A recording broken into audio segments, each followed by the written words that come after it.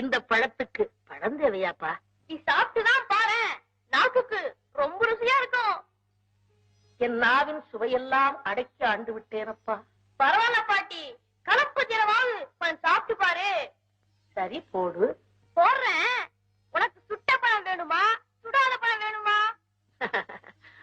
அது என்னப்பா, பழத்துக்கு கூட சுட்ட பழம் சுடாத பழம் இருக்குதே, உனக்கு தெரியாதா? சரி, சுடாத பழமாத்தான் போடு. சுடாத பழம் வேணுமா? போடுறேன் போடுறேன்.